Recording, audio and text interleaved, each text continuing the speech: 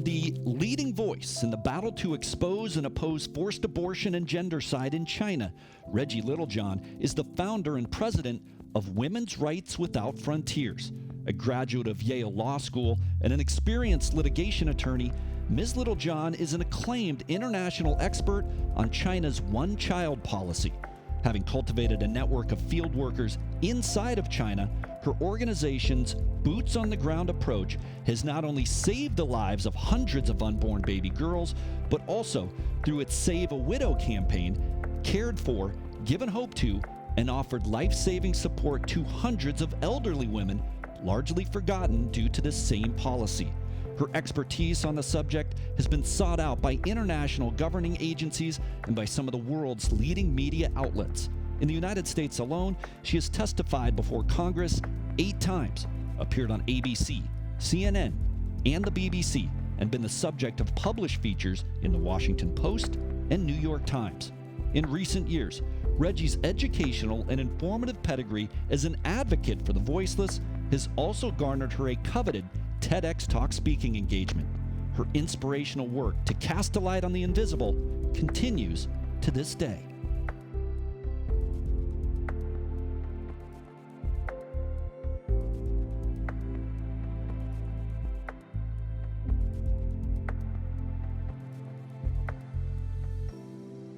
People often ask how I got involved with this work. The answer is, I'm an attorney. I am a graduate of Yale Law School. And while I was practicing law, I represented a refugee from China, and she had been forcibly sterilized and persecuted as a Christian. This was in the mid-90s. And this is when I found out that, I had heard that China had a one-child policy. I'd never stopped to think about how it was enforced. And this is where I found out that it was enforced through forced abortion, forced sterilization, and even infanticide, the killing of infants.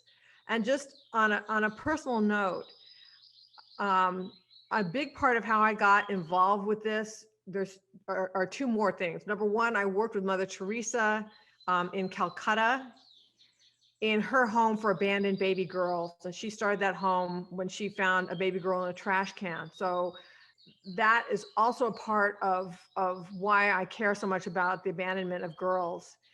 But then the other one is that I had 2 miscarriages. And so those were devastating experiences for me.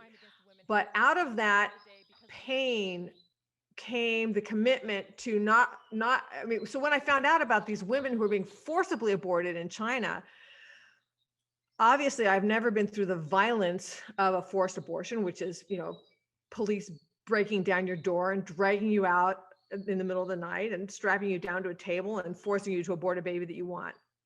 Okay, I can't say that I've ever been through anything that even remotely resembles that. But what I have been through is the loss of children that I wanted, so that when I found out about the forced abortion, I think it hit me on a gut level that it would not have otherwise.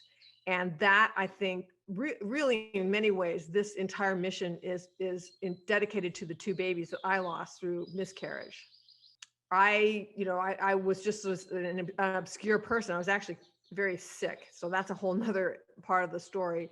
And found out about a Chinese human rights conference that was happening in Brussels, and I emailed the president about forced abortion in China, and he invited me to present to the European Parliament about the forced abortion in China.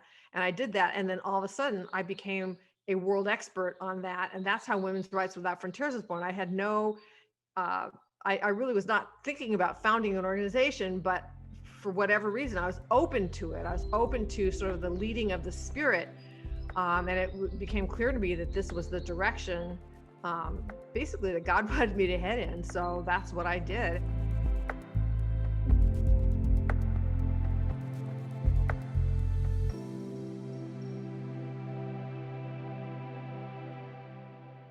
Some people sometimes wonder whether I face a lot of hostility for what I do. And actually, I face hostility from the Chinese Communist Party, but other than that, I don't face a lot of hostility, because I believe that the issue of forced abortion is something about which everybody can agree, whether you're pro-choice, whether you're pro-life. No one is in favor of forced abortion, and also the sex-selective abortion of baby girls.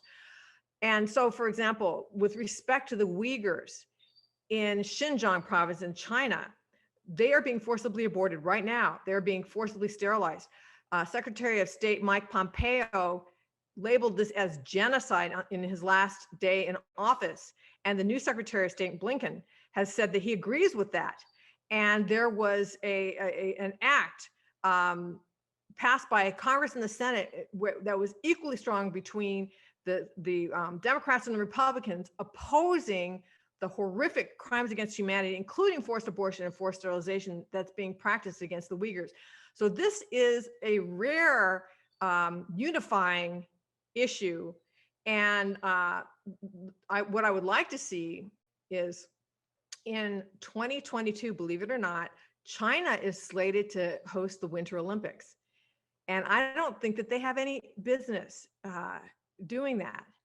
So I would like to see the Olympics moved. I am in the process of formulating a plan to try to influence the International Olympics Committee, the IOC, to take bids and move the Olympics, because the Chinese Communist Party is just going to use this to issue propaganda, trying to make themselves look great, and they don't deserve the huge and prestigious honor of hosting the Olympics in 2022 when they've just been designated as committers of genocide.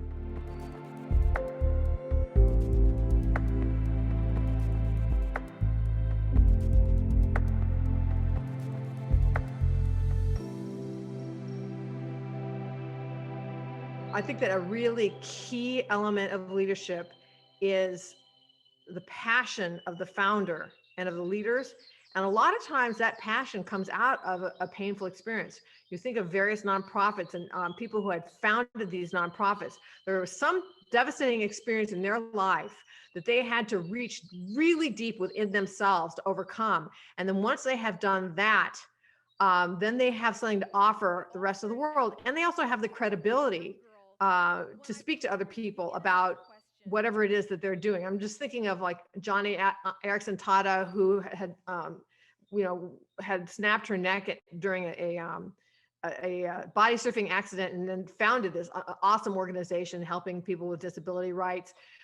There's just a lot of nonprofits where the founder went through what they're trying to offer to others. And I think that if people have an experience of pain in their lives, to the extent that they can just not just ignore that and turn themselves away from that, but actually enter into that and overcome it and come out on the other side, then they will have something that they can really offer other people in the world.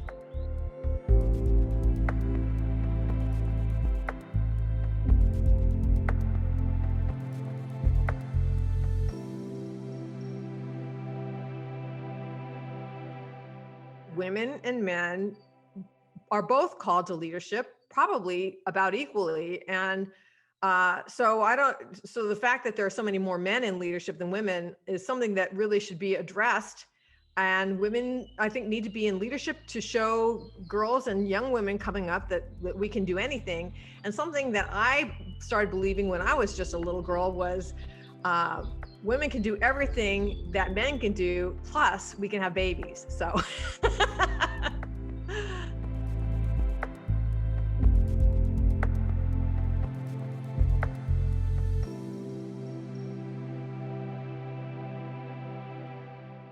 Something that I think is really important in the nonprofit sector for women and girls who are aspiring to found a nonprofit is to get a marketable skill first where you can support yourself and stay out of debt.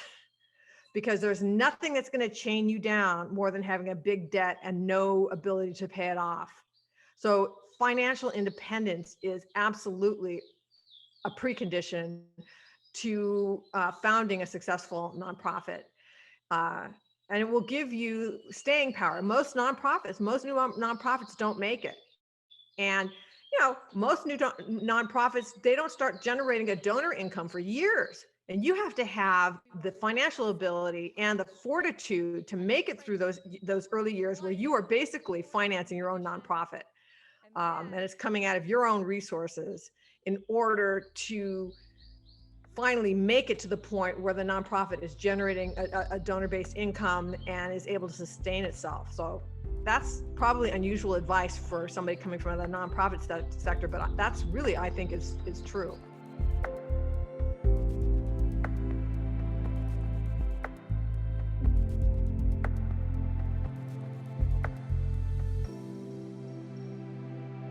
I am extremely humbled and honored to accept this award, and I want to thank the Mission College and Professor Ray-Am Ramsey for your commitment to international women's rights.